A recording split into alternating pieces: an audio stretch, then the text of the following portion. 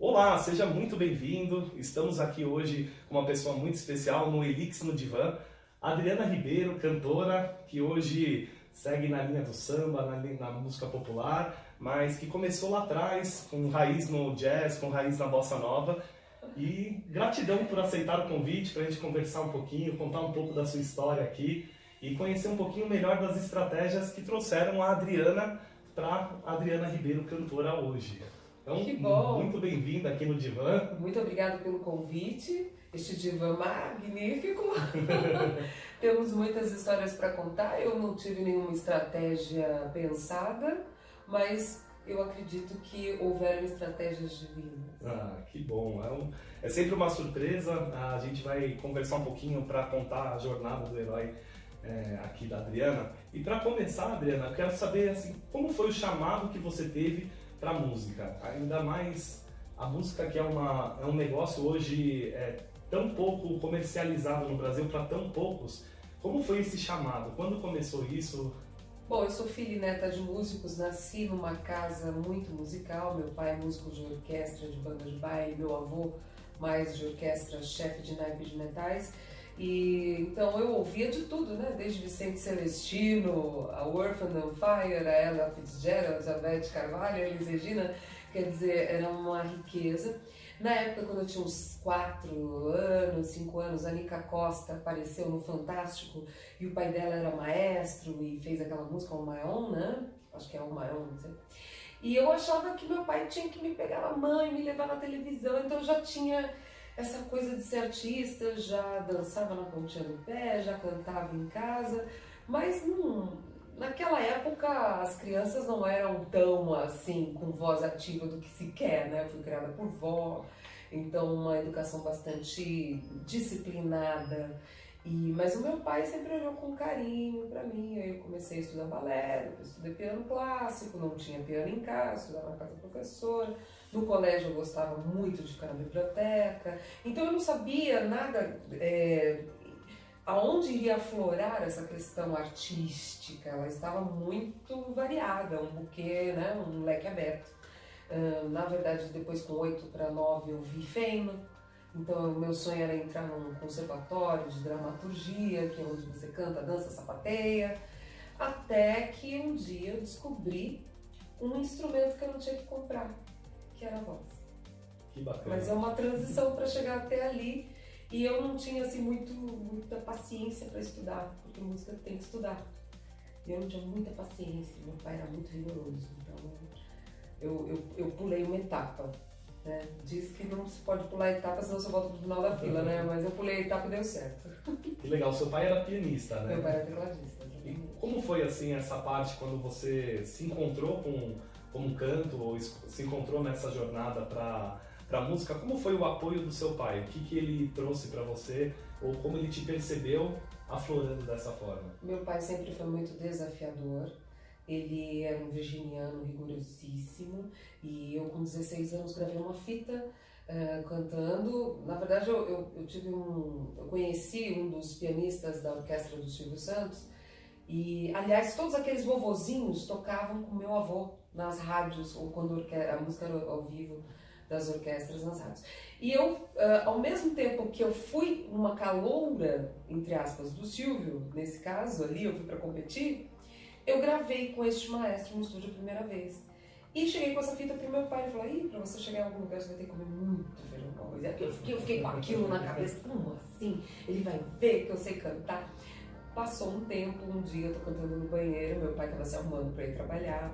E ele ouviu eu cantando e falou, mas você tá cantando bem, né? Pegou o violão e falou, o que você sabe cantar? Aí eu cantei umas 15. Você quer ir comigo hoje lá Era o Ponto Brega, do lado do Ponto Chique, no Largo do Padre Péricles. Falei, vou, mas eu não tô achando que meu pai vai me botar pra cantar assim, entendeu? Porque ele era muito heavy metal nesse sentido. Mas aconteceu dele falar, olha gente, eu quero apresentar pra vocês uma cantora nova, nem ela sabe o nome dela direito, porque o meu nome é Adriana Ribeiro de Carvalho, meu pai é Carvalho. E aí ele falou, olha, com vocês Adriana Ribeiro. Aí eu olhei pra trás, falei, gente, tem outra Adriana aqui, né? Eu falei, é você mesmo. Aí eu subi. Isso, na verdade, eu tava com 15 para 16. Foi tudo muito ali perto. E ele começamos a cantar lá, o Bêbado Equilibrista, e comecei a cantar. Depois eu participei de um concurso ali mesmo, e ganhei o concurso, e aí veio essa coisa da voz, né? Mas ele me criticava muito, então eu achava que a minha voz era metálica, não era bonita, essas coisas. Ali você teve uma percepção mais expandida de onde isso poderia te levar. Talvez receber essa visão do pai, ali, ter esse reconhecimento, te ajudou também a se aproximar mais do objetivo? Ele deu só uma pitada de açúcar. Tá. Só uma pitada, porque eu passei a vida inteira querendo que ele ouvisse, que ele gostasse. Ele nunca me perdoou que eu fui pro pagode, né? Vamos dizer assim, que eu migrei. Ele e o Clodovil também nunca me perdoou. Não, legal, vamos até falar disso. A Adriana, ela, como teve influência no jazz, influência também na bossa nova, na música popular brasileira. E no erudito, né? No erudito. Que nessa mesma época eu comecei a estudar canto lírico. Ó, que legal. Com certeza são pequenas somas que fazem a Adriana chegar hoje com essa voz, com essa imponência no palco. E eu queria conversar justamente, a gente chama isso na programação neurolinguística de mentores, que não necessariamente são pessoas que estão ao nosso lado, Sim. mentorando o nosso caminho, mas Sim. que nos servem de inspiração. A gente consegue olhar para elas, perceber ali estratégias, colocação, como ela imposta a voz, ou como a pessoa desenha a sua apresentação, no caso da música, e serve para qualquer modelagem da excelência, que é o nosso papo de hoje. Quem foram esses mentores que influenciaram a Adriana a ter a personalidade musical que ela tem hoje? São muitas pessoas e energias, não sei como é que a gente pode defini-las. Eu acho que o meu pai é o gestor maior de tudo isso, uma inspiração muito longínqua do meu avô, mas que eu não conheci, mas que eu sei da fama dele porque ele era um chefe de naipe de metais. Mas com essa idade, aos 15, eu também comecei a estudar canto lírico com a Dona Marinha Moura Lacerda, que para começar a fazer aula com ela, eu tive que fazer um teste de voz, e ela preparava o pessoal para o municipal, e ela mediu minha voz e viu que eu tinha 3/8 de voz. E eu falava, não, como é que é isso? 3/8? Como que eu alcanço essa nota? Eu vou nesse grave, eu vou nesse agudo? E ali eu comecei a ter uma ciência que existia realmente uma voz. E a primeira vez que você grava a sua voz também você se assusta. Eu tinha um gravadorzinho daqueles, né? E eu ficava falando, não, eu tenho vergonha. Mas isso foi indo. Aí meu pai, no caso das cantoras, a Elis Regina e a Ella Fitzgerald eram as minhas referências de perfeição. Legal. Perfeição, excelência. Meu pai me fazia ouvir muito Al Jarreau e Emílio Santiago, né? Esses cantores antigos, né, que tinham aquela garbosidade, a minha própria professora, ela tinha um timbre muito Maria Callas, então eu ouvia muito Callas e achava aquilo muito bonito. Eu não sabia, eu poderia ter me tornado uma cantora lírica, né, ou uma cantora de jazz, porque eu cantava na noite, em 5 lugares, toda noite, em um dos lugares. O dono desse lugar, que eu esqueci o nome, ele me ensinou tudo sobre Dixieland. Então, e fazia bossa nova, e tinha que ter essa destreza de cantar e chegar, só dar o tom e o andamento, nem falava o nome da música, já saía cantando, os caras tinham que ir correndo atrás. Então é muita gente, mas a gente está falando mais desse início, né? Isso, dessa época onde você foi, legal que é uma variedade muito, muito bacana, mas que tem até uma linha que hoje não é a que você canta, sim, mas que aparece na sua música hoje, também alguns traços, trejeitos e até a força, né? Eu acho que está numa pedra fundamental.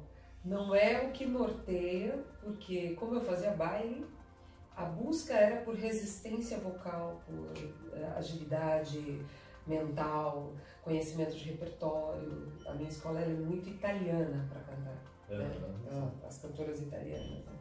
A gente fala na Jornada do Herói que quando a gente aceita o chamado, quando a gente encontra essa motivação dentro de si, e duas coisas aparecem. Uma, a fé que esse caminho vai dar certo, e a coragem para caminhar ao longo do caminho.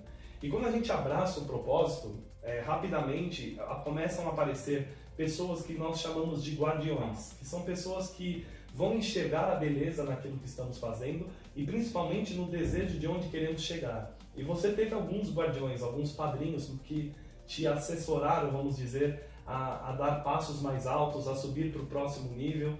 E aí queria que você contasse um pouquinho. Clodovil eu sei que foi um, mas deve ter outros também que... Sim, sim. Para chegar num Clodovil, que seria ele me ver, eu estava sendo apadrinhada por Mário Edson, que era um grande pianista, é um grande pianista, toca no Fasano, e na época ele tocava na Belca Jardins. Então, quando eu comecei a cantar, eu dava canja, onde eu dava canja eu arranjava emprego. Mas assim, não porque ela é bonitinha ou é aquilo, não, porque eu chegava e resolvia, dava certo. E ele foi um grande maestro rigoroso, ele não aceitava qualquer cantora. Então eu cantava e tinha que estudar o repertório. Então a gente montou um repertório muito bonito e foi assim, cantando a Belca Jardins, às 2 da manhã, que o Clodovil entrou e me viu cantando. Ele estava com um entourage de pessoas e foi sensacional. Ele me levou no programa dele na Manchete na época. Olha, mamãe, vou apresentar vocês essa cantora, ela tem medo disso, medo daquilo, mas vamos ver se ela canta, porque ela é maravilhosa. Mas eu tinha muito medo. Eu não tinha essa pretensão. Eu queria ser backing, eu queria ser vestido com roupa preta, sabe, ficar lá atrás. Fiz teste para ser backing do Jean Giovanni e não passei, porque a Gina, minha amiga, brincadeira. A nossa Gina, ela tava lá, voltou pro posto dela. Então eu queria fazer jingle, eu queria ser uma boa cantora. Eu não imaginava que eu fosse ser à frente, entendeu? Muito legal, porque o talento, quando ele é reconhecido, ele é realmente colocado onde está, não para todos, mas você com certeza conseguiu traçar a sua jornada. E a gente diz ali depois, na segunda etapa, aparece o primeiro desafio, é quando nós fazemos uma escolha. E sempre que escolhemos algo, nós temos que abrir mão de um monte de coisas da nossa vida que são importantes. Sim. Viver é decidir e decidir é jogar fora. A gente não lida com a escolha, mas muito mais com as coisas que ficaram ao longo do caminho. Qual foi o primeiro grande desafio que talvez a Adriana falou, não, acho que eu vou fazer uma outra coisa, acho que eu vou para outro caminho? Teve algum momento desse que foi um primeiro desafio, uma primeira barreira que você teve que enfrentar quando você já se viu fazendo, como acabou acontecendo?